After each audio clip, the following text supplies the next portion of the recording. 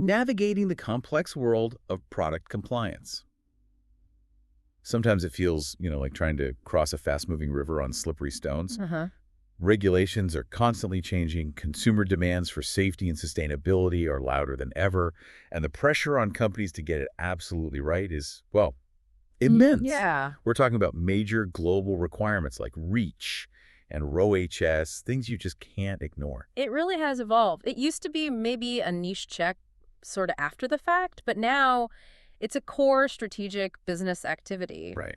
Ensuring your products meet every legal and industry standard throughout their entire life isn't optional anymore. It's fundamental to staying in business and protecting your brand. And trying to manage all that complexity manually or with disconnected systems, that's the quickest way to fall into that river we mentioned. Definitely a recipe for disaster. So today, we're taking a deep dive into how companies can tackle this challenge head-on using SAP Product Lifecycle Management. We'll be unpacking insights drawn from various sources, including key chapters from books specifically on SAP PLM. Our mission here is really to cut through the complexity. We want to show you how SAP's integrated tools can act as a lifeline, helping you not just manage, but actually navigate this challenging landscape effectively. Think of this deep dive as your shortcut, Yeah. to understanding the crucial aspects of product compliance within the whole SAP ecosystem. Exactly. Okay, let's unpack this then. Why has product compliance become such a, fundamental pillar of business operations? Used to feel like something maybe legal handled off to the side, right? Fundamentally, yes. It's about adhering to laws and standards throughout the product lifecycle. That hasn't changed. But the volume and the complexity of external pressures have just exploded. Absolutely. We've seen regulations like REACH in Europe, focused on chemicals, and RoHS restricting hazardous substance in electronics. But there's so many more jiggy for the electrotechnical sector, GADSL in automotive. And these aren't static. They're dynamic, often overlapping across borders and constantly being updated.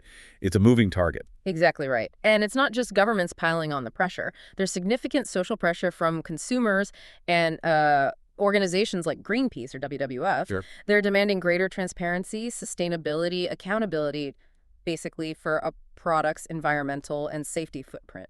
Your company's product choices are now very much under public scrutiny. So the consequence isn't just like a potential fine anymore. It's about brand reputation, operational efficiency, and ultimately profitability. Getting compliance wrong can cost you dearly. Recalls, penalties, lost customer trust.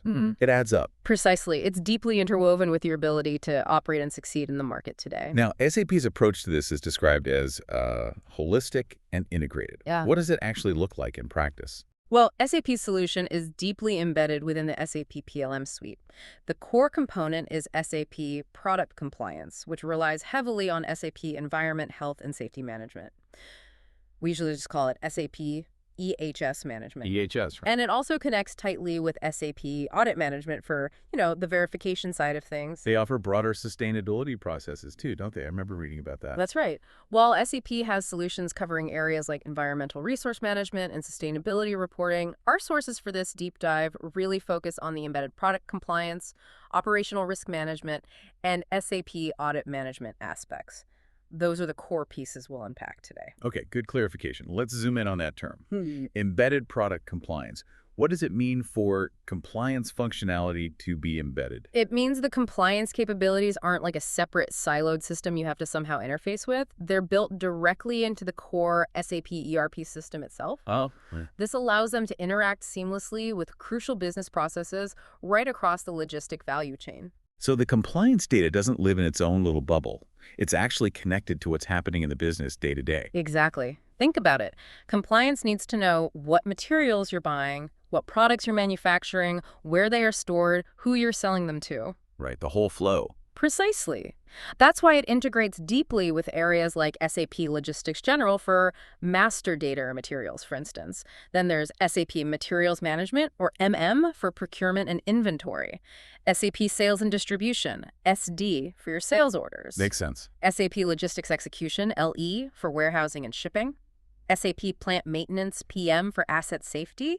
It ties into SAP EHS Operational Risk Management, which we'll talk more about, and even SAP Human Capital Management, HCM, for things like, organizational structures and training records related to compliance. It touches all these points. Wow, that sounds incredibly interconnected. So what's the technical foundation holding all this together? What's under the hood?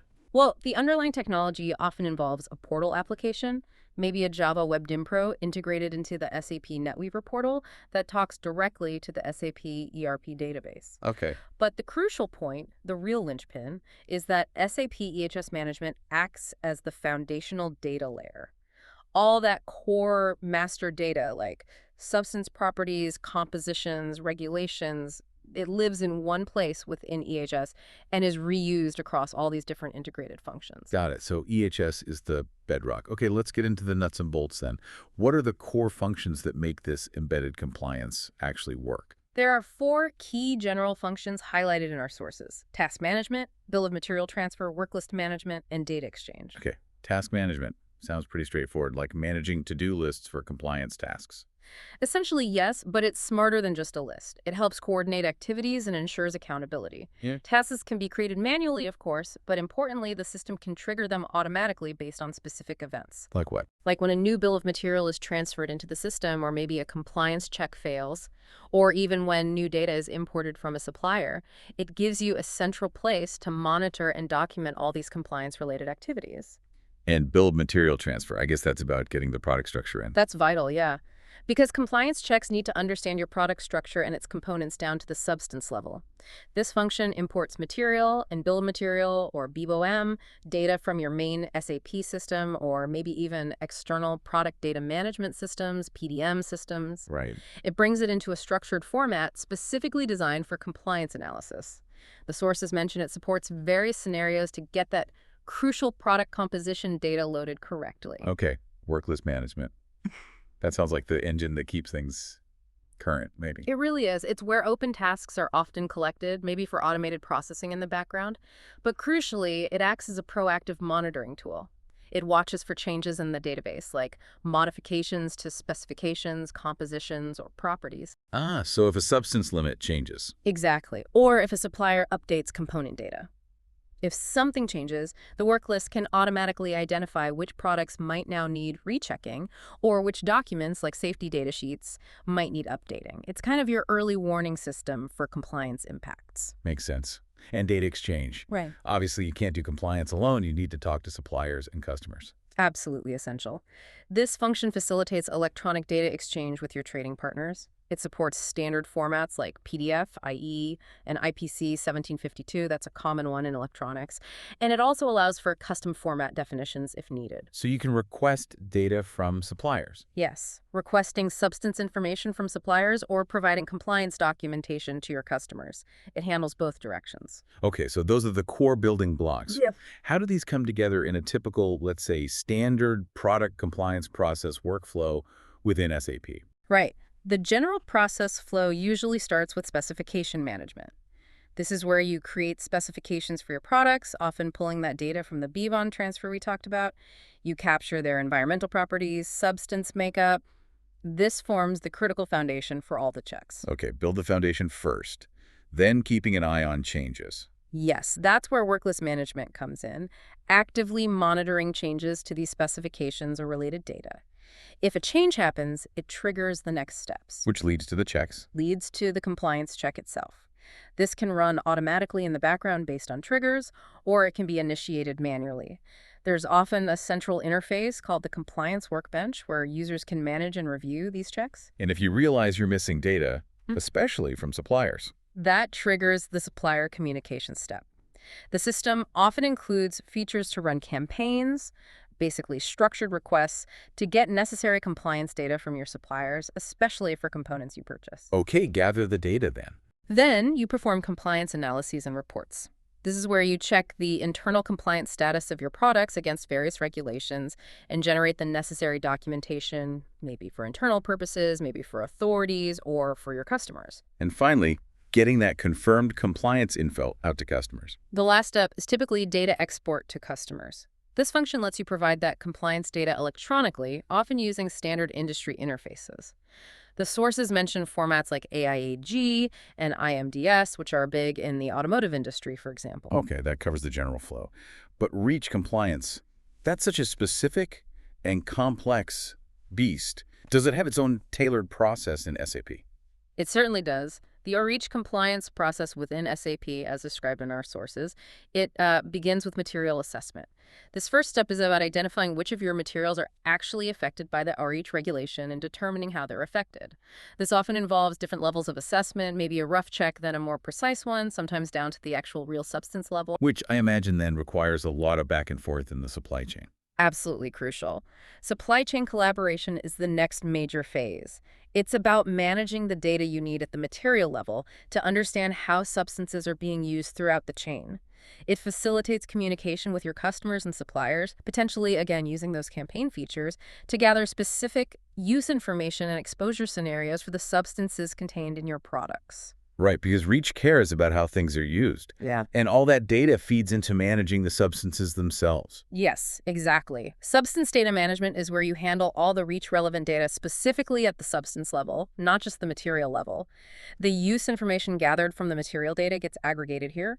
You also manage additional data required for the actual registration process with ECHA, the European Chemicals Agency. Speaking of registration, submitting data to ECHA, that's a major hurdle for companies. How does SAP help there? It is a big step. Endpoint data management supports this. It helps you maintain the required information on the effects of substances on human health and the environment. This is what they call the endpoint data.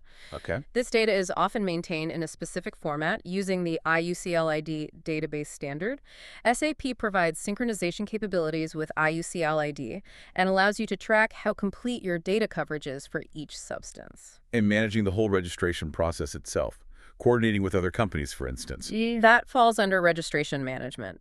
This part helps organize the substance registration effort for each legal entity within your company. It includes tools or processes for collaborating with other companies in what are called Substance Information Exchange Forums, or SIFs. I do SIFs. Interacting with ECA, finalizing all the required endpoint data, and ultimately preparing and submitting the IUCLID 5 dossier, which is the formal registration package. And finally, making sense of it all with reporting, I assume. Of course. Portfolio reporting allows you to export your REACH compliance data. Often, it also provides dashboards for visualization, giving you a clear overview of your registration status, data completeness, and overall coverage across your product portfolio. Okay, it's clear both these processes, the general one and the REACH specific one, rely heavily on that data infrastructure within SAP EHS Management. Let's dive a bit deeper into that platform itself. Definitely. SAP EHS Management is really the generic engine that powers a wide range of environment, health, and safety processes within the SAP landscape. It's not just for product compliance. And it's built around three main pillars, is that right? That's how the source material frames it: health and safety, environmental performance, and product safety and stewardship. What's really powerful is how tightly integrated these are and how much they overlap, often all using the same core data foundation. Okay, so focusing on what's most relevant to product compliance from our sources, let's start with the basic master data. You said this was foundational. It absolutely is. The basic data and tools area within EHS management is crucial. It integrates with many other standard SAP components like engineering change management, ECM, the document management system, DMS, the classification system, your core material master, and sales and distribution, SD. Right. But the key insight here, the takeaway, is that all your critical EHS master data substances, regulations, phrases, etc., is stored centrally in the specification database. Ah, the specification database we heard about earlier in the process flows. Exactly. It's the central repository, the single source of truth for this kind of data. It holds different specification types, not just real substances, but also things like packaging materials, agents that represent hazards, maybe waste codes, and dangerous goods classifications. And what kind of information is stored within a specification? Key elements include identifiers like CAS numbers, properties, physical chemical data, toxicological info, the composition, what substances make it up, relationships between specifications like substance hierarchies, and importantly, the assignments that link these specifications to your actual materials in the material master. That link is critical. Okay, that makes sense. Let's talk about global label management, or GLM. This seems like a very visible practical outcome of having all that data managed correctly. It really is. Its core purpose is to generate legally compliant labels for your products and their packaging. This could be a hazardous substance label, a transportation label, general safety instructions. Lots of different types. Yes, and these often need to be multilingual, include specific graphics like hazard symbols, GHS pictograms, for example, and adhere to very specific regulatory format. And it handles various business scenarios where you'd need a label. That's right. It supports things like generating labels when you produce a product, whether that's make to stock or make to order when you deliver it to a customer, or even sometimes when you receive goods into your warehouse. What are the big benefits of having this integrated within SAP EHS? Well, the sources highlight several key advantages. Minimizing redundant data entry, automatically ensuring the labels comply with current regulations based on the product's composition and destination, supporting multiple languages, easily using phrase management, centralizing label design and management, and providing versioning and tracking of generated labels. Okay, so how does the process work? How do you get from the data in the specification database to an actual printed label? You start by maintaining the necessary data, of course, in the material master, and particularly in the specifications within EHS. Standard safety texts or warnings are managed centrally as reusable phrases, which helps with consistency and translation. Then design. Then you define your label stock, the physical label size and type, and design your label templates, usually using tools integrated with SAP. Once that's set up, the system can generate these labels like any other EHS report. And triggering the printing. This can be triggered manually by a user or, more powerfully, automatically by business processes like confirming a production order, creating a delivery document in SD, or posting a goods receipt in MM. The sources even mention it can integrate directly with printers on production lines for fully automated printing as products come off the line. Very slick. Now, there's a distinction made in the source material between SAP Product Safety and Hazardous Substance Management. What's the key difference there? Yeah, that can be a bit confusing. The source clarifies this quite nicely. SAP Product Safety is primarily designed for companies that produce hazardous substances themselves, chemical manufacturers, for example. It helps them manage safety data sheets, labeling, etc. for the products they sell. Okay, the producers. Whereas hazardous substance management is geared towards companies that primarily use hazardous substances in their own manufacturing processes or other operations. It helps them manage safe handling, storage, workplace safety information, and internal reporting related to the substances they consume. Got it. Producer focus versus user focus. Makes sense.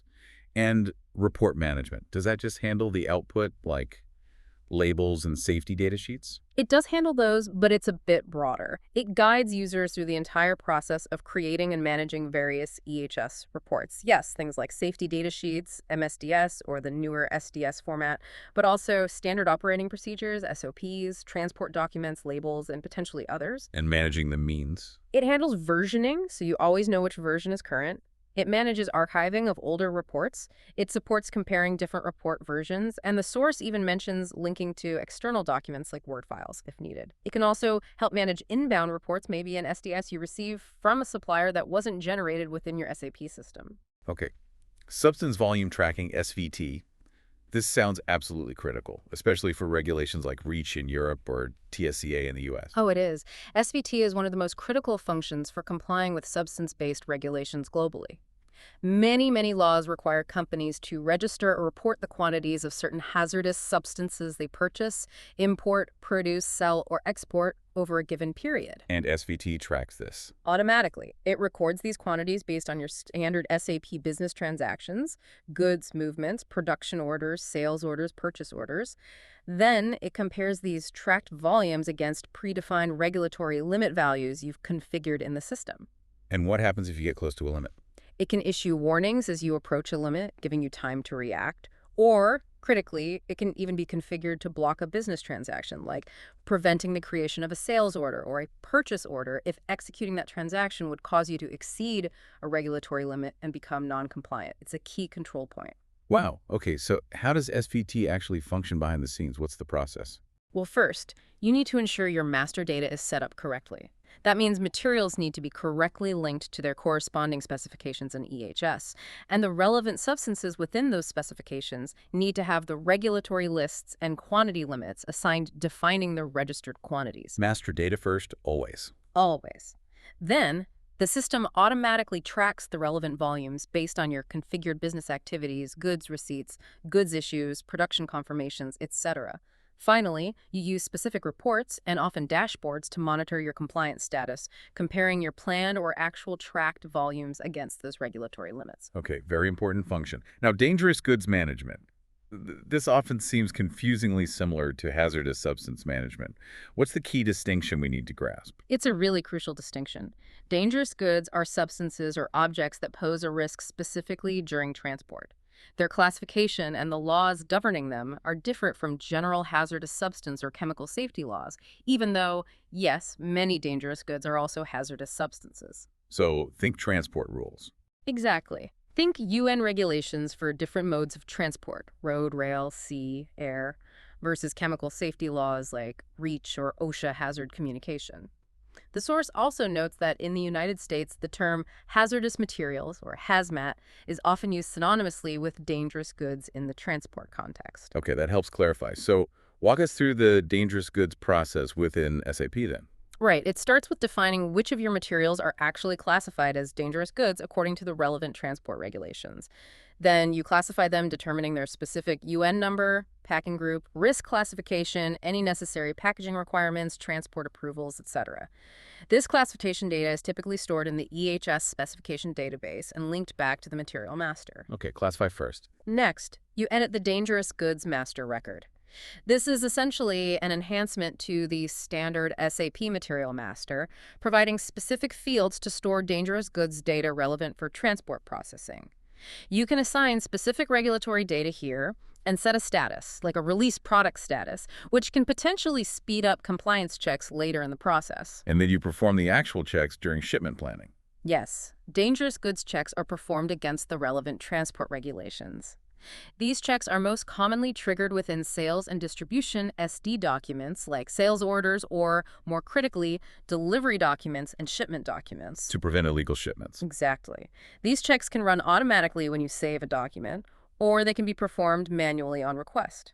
They verify if the planned shipment is compliant based on the materials, quantities, mode of transport, route, and applicable regulations. The system logs the results of these checks, highlighting any issues. And getting the right information onto the transport documents themselves. The paperwork. That's the final piece. The system can automatically populate the required dangerous goods information onto transport documents, like the bill of lading or delivery notes. This is often done using standard SAP output tools like SAP Script Forms or Adobe Forms. And it handles the different formats. Yes. It uses things called text patterns to format the information precisely according to the requirements of specific regulations. ADR for European road transport, IATA for air, IMDG for sea, etc., because the required wording and layout can vary significantly. The source also briefly mentions generating transport emergency cards like trim cards. Okay, comprehensive. Now, SAP Waste and Recycling. This sounds like it fits squarely under that environmental performance pillar you mentioned. It does, primarily. Its main purpose is to help companies centralize and manage their waste streams, ensuring compliant handling and disposal processes, whether that waste is ultimately destined for recycling or dumping. It integrates with various other SAP components involved in logistics, finance, and purchasing. What are some of the key concepts or terms in this area? The source defines a few key concepts. Waste generation, where and how waste originates, waste disposal, the actual process of getting rid of it, waste transport, moving it, authorities, regulatory bodies involved, and the disposal channel, which is essentially the approved path from where waste is generated to how and where it's legally disposed of, often involving specific licensed disposal companies. Got it. And what's the typical workflow for managing waste in SAP? It starts, as usual, with maintaining basic and master data. This includes using specifications and phrases in EHS to manage waste catalogs and regulatory waste codes. You also need material master data for the logistics side of handling waste materials. Then you manage waste approvals. These are often legally prescribed documents detailing allowed waste types, quantities, timeframes, and approved disposal facilities or channels. Okay, permits and approvals. And when you actually dispose of waste? This involves entering the quantities of waste generated and disposed of. Entering this data can trigger further processing steps automatically in SAP. For example, posting the waste quantities to inventory management, MMI, or maybe Extended Warehouse Management, EWM, triggering purchase orders for waste disposal services from your vendors, or assigning the disposal costs via account assignments in finance. All this activity is recorded in a central disposal document. So it connects logistics and finance and tracking and analysis. Yes, you can perform various waste disposal analyses, including looking at waste streams over time or even life cycle analyses using standard reports. The system also helps you monitor the return of signed disposal documents from the disposal company, which is often a legal requirement to prove compliant disposal took place. Okay. And finally, within this EHS area, SAP Recycling Administration, how does that differ from general waste management? This module is more specific. It primarily focuses on administering compliance schemes related to waste disposal, most commonly for packaging waste under regulations known as Extended Producer Responsibility, or EPR. Ah, the packaging fees. Exactly. Think of regulations where producers have to pay fees based on the amount and type of packaging they put on the market. Interestingly, the source notes this module is often accessed under the Sales and Distribution SD menu in SAP because it typically relates to the packaging on the products you are selling. Makes sense. What's involved in using it? Well, you set up the compliance schemes themselves, basically, the agreement you have with your recycling partner or stewardship program. The system helps you identify the items in your sales process that have relevant packaging data associated with them. You then set up master data for something called the REA article, Recycling Administration article, and the specific packaging materials used. And then it calculates the fees. Based on this setup and your sales volumes, the system can calculate the payments or fees due to the recycling scheme. It can also generate the necessary compliance declarations required by the authorities or the recycling partners themselves. And naturally, reporting functions are available here too to track your declarations and costs. Okay, so we've explored quite deeply how SAP manages the product data, the safety aspects, the substances, waste. But compliance isn't just about data accuracy. It's also about managing risks proactively.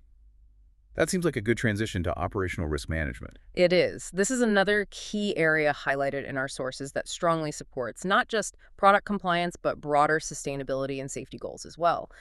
Its core purpose is really to help companies manage and reduce operational risk across the board, including risks related to products, assets, processes, using a kind of continuous improvement framework. Why is proactive risk management so important in the context of compliance? Well, it moves you beyond just reacting after something goes wrong or after a regulation changes. It helps build a more proactive safety culture. And importantly, it ensures that operational changes, like introducing a new product formulation, changing a manufacturing process, maybe modifying equipment, are managed safely and compliantly before issues arise. It leverages a lot of that foundational SAP EHS management functionality we already discussed, like the specifications and hazard data. Okay. What are the key processes within operational risk management, as outlined in our source material? The main ones discussed are incident management, SAP EHS risk assessment, management of change, often called MONSI, and maintenance worker safety. Incident management. That sounds like learning from mistakes or near mistakes. Exactly. It's about having a structured process for quickly recording incidents and, importantly, near misses and safety observations, too. It supports thorough investigation, root cause analysis to understand why it happened, defining corrective and preventive actions, and monitoring trends over time to prevent recurrence. It integrates with other data sources in SAP, like HR data or asset data, to provide context for investigations. Okay. SAP EHS risk assessment. How does that work? This is about systematically identifying potential hazards and analyzing the associated risks for various activities, assets, or products. You then determine appropriate control measures to mitigate those risks and, crucially, communicate those risks and controls to the relevant people. Using tools like risk matrices. Yes, it often uses risk matrices, likelihood versus severity, and can leverage predefined catalogs of common hazards, risks, and control measures to streamline the process. The source really emphasizes that this isn't just about ticking a compliance checklist. It's about fostering shared responsibility for safety across the entire organization. Management of change, Moria. That seems critical when you're constantly updating products or processes to meet market demands or new regulations. It's absolutely vital. It provides a structured workflow to ensure that any operational changes which might be triggered by a risk assessment finding, an audit finding, or just a business need are managed safely and effectively. Typically, this involves submitting a change request, having it formally assessed for risks and impacts, getting necessary approvals, and then executing the change carefully with defined steps and checks. And it can link to other processes. Yes, a key aspect is integration. For example, an approved change request might automatically trigger the creation of maintenance requests in SAP Enterprise Asset Management (EAM) if equipment modifications are needed. And that ties into the last one, maintenance workers' safety. Right. This is a specific focus area aimed at communicating product or asset-related risks and the required safety measures directly to maintenance engineers at the point of work. This is often achieved by integrating safety information and required controls directly onto maintenance job cards or work orders generated from SAP EAM. So they know the hazards before they start. Exactly. Ensuring they are fully aware of potential chemical exposures, energy isolation requirements, or other hazards before they start maintenance tasks, leading to a much safer working environment for them. Okay, so we've covered managing the data, managing the risks proactively. But how do you actually verify that everything you're doing is truly compliant and effective? How do you check? That's the perfect lead-in to the final major component discussed in our sources, SAP Audit Management. It's described as a crucial tool for systematically verifying compliance status, process adherence, and overall effectiveness. And it seems quite flexible, based on the description, not just for one type of audit. Extremely flexible. It can be used to audit literally any object within or outside SAP, a specific product, a process step, a supplier's performance, an entire facility, an environmental permit. You name it. It supports various types of audits, inspections or assessments, supplier audits, internal quality audits, environmental compliance audits, product audits, safety inspections. It's quite versatile. What are some of the practical benefits it offers that the source highlights? Some key benefits mentioned include the ability to attach supporting documents and evidence directly to audit findings, the potential to interface with external tools.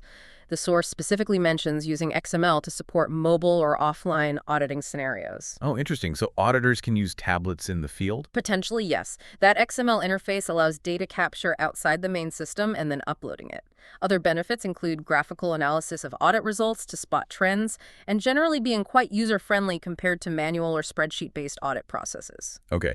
What are the main building blocks, the sort of master data objects that you work with within audit management? There are 4 main ones described: the audit plan, the question list, the audit object itself, and follow-up actions. The audit plan. That sounds like the high-level schedule. Exactly. It's used to organize audits hierarchically, allowing you to group related audits together and plan them over time.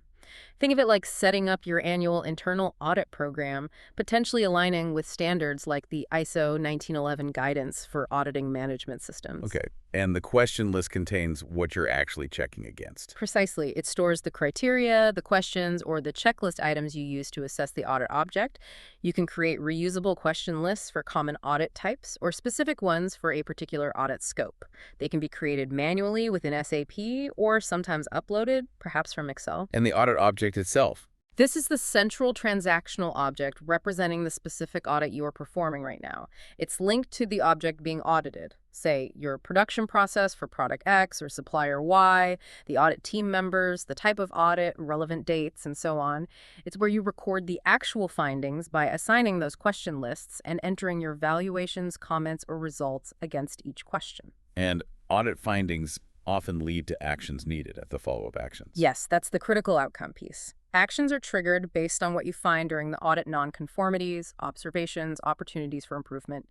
These could be subsequent audits needed, corrective actions to fix a specific noncompliance, preventive actions to stop something from happening again, or general improvement actions. The system tracks who is responsible for each action, the due dates, and their current status. Okay, makes sense. Let's walk through a typical audit process using these different pieces then. How does it flow? It generally starts with audit planning, preparing your criteria by selecting or creating the relevant question lists, scheduling the specific audit within your overall audit plan, and assigning the audit team. Then boots on the ground. Then you perform the audit. This is where the auditors go out, collect evidence, interviews, document reviews, observations, and record their findings against the questions in the audit object. As mentioned, the system can support collecting this data even offline or on a mobile device via that XML interface, which is then synchronized back. After collecting all the findings. You perform the audit assessment. This involves the auditor valuing the individual questions or findings. e.g. compliant, minor nonconformance, major nonconformance. The system can then often automatically grade the audit object overall based on predefined business rules or scoring mechanisms you've set up. And communicate the results. Right. You report the audit. This involved generating formal audit reports, sharing them with relevant stakeholders, and discussing the findings. Often there's a process for preliminary reports and discussions before the final report is formally signed off. And addressing the issues raised. That's where follow-up actions come in. Based on the findings documented in the audit report, specific corrective, preventive, or improvement actions are defined, assigned to owners with due dates, and tracked through to completion.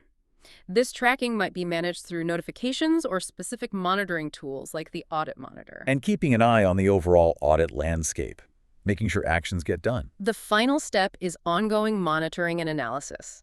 This involves tracking outstanding follow-up actions, formally closing out the audit once all actions are completed and verified, and using tools like the Audit Monitor or perhaps integrating with SAP Business Warehouse, BW, reports for a higher-level overview and analysis of audit results, trends, and common findings across multiple audits. Wow, okay, that really brings it all together. Managing the product data with EHS, proactively managing the operational risks, and then verifying everything is working as intended through systematic audits with audit management. It really shows how SAP PLM, through this tight integration of components like SAP EHS Management and SAP Audit Management, provides a truly holistic and, importantly, embedded solution. It's designed specifically to help companies manage the immense complexities of product compliance across the entire product lifecycle, from design to disposal. It sounds like it genuinely helps companies move from being, reactive firefighters constantly chasing the latest regulation towards being more proactive navigators in that ever-changing compliance landscape. That's the goal. Ensuring product safety, meeting regulatory needs consistently, managing risks before they become incidents, and ultimately enhancing brand value and enabling more sustainable operations. It's about building compliance into the operational fabric of the company, not just bolting it on afterwards as an afterthought. So what does this all mean for you listening? We've explored the depth of how SAP provides a pretty comprehensive framework to manage everything from substance tracking and dangerous goods transport to waste management and internal audits. It's a powerful toolkit. But given that the regulatory landscape never, ever stops evolving, and societal pressure for transparency and sustainability is only increasing, here's a final thought to ponder. How can organizations use systems like this, not just to react to today's compliance rules, but to build a system that is truly proactive and adaptive? How can they genuinely anticipate future demands and stay ahead of the curve, turning compliance from a burden into, potentially, a competitive advantage? That's a question we're thinking about long after this deep dive ends.